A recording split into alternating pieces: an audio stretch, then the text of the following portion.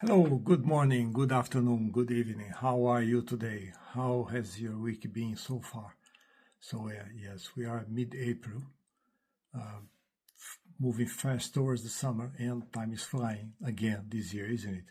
So today I'd like to invite you to a very brief reflection on a paragraph from chapter 8 in the realm of dreams from the book Missionaries of the Light from the Spirit André Luiz and psychography from Francis Xavier.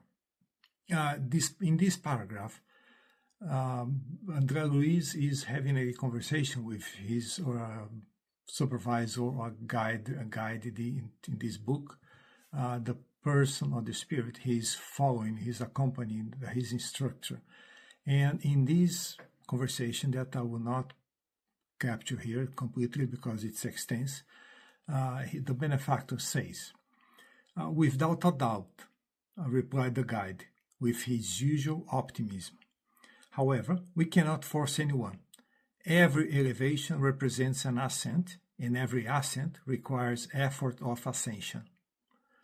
If our friends do not take advantage of the strength that is peculiar to them, if they despise their own divine rights, by forgetting and sometimes detesting the sacred duties that the Father has entrusted to them, how can we work for them if divine and eternal fulfillment is a primordial law of life for each of us? So it's very rich, isn't it?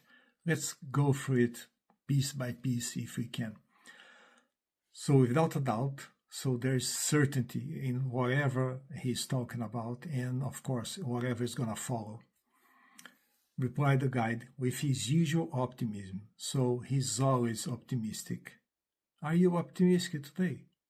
Are you looking at life with optimistic eyes, or are you complaining, moaning, or dissatisfied with the things that you attracted to you by you? Just yourself, you attracted these experiences, didn't you? We all do. Have you thought about it?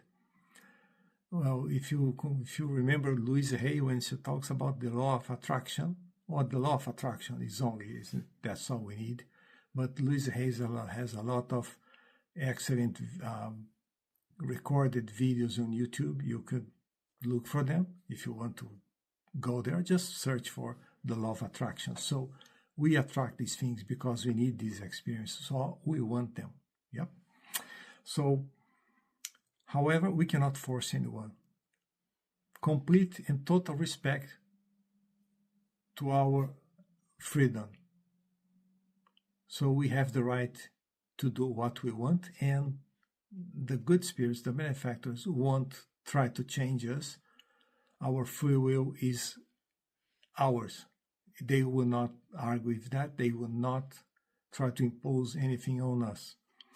Then he says something obvious, but let's read it or hear it. Every elevation represents an ascent, and every ascent requires effort of ascension. So if we want to move, we need to make an effort. If you want to walk a distance, you have to make the effort to walk.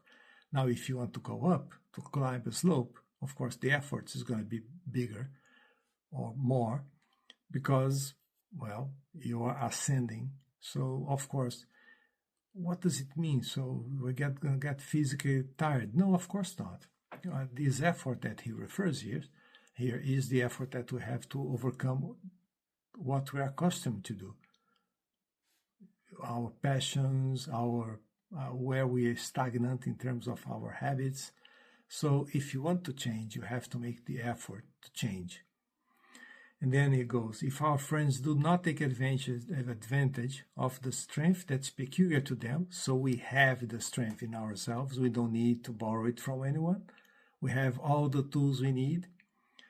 If they despise their own divine rights, so we have the right to ascend, to improve, to improve ourselves, to develop, by forgetting and sometimes detesting the sacred duties that the Father has entrusted us. So you see, sometimes detesting. So sometimes we want to be where we are. Laziness, moral laziness.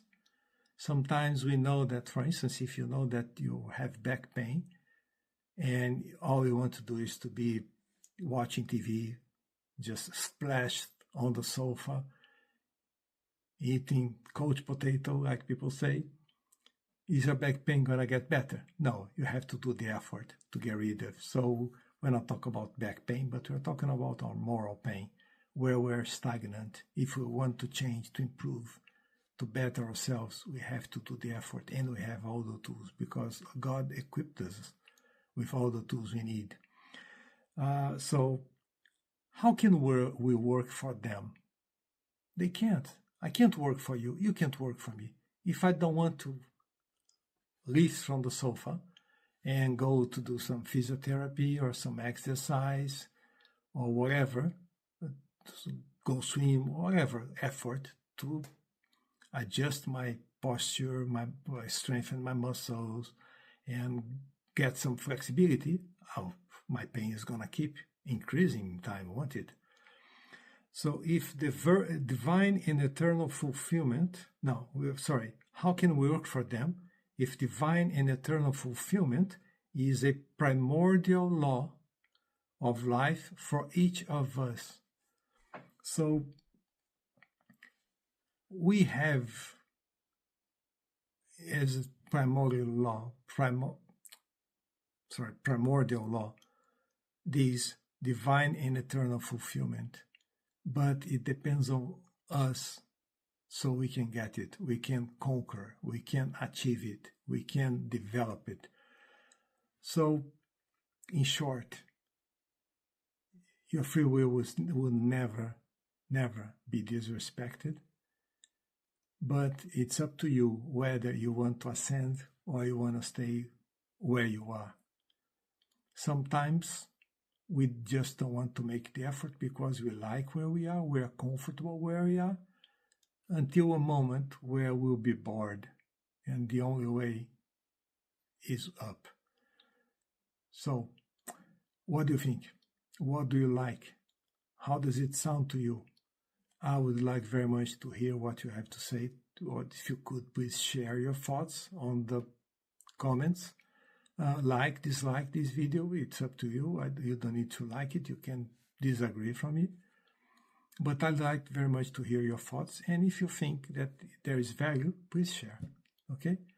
Thank you very much, and I'll see you next week. Bye-bye.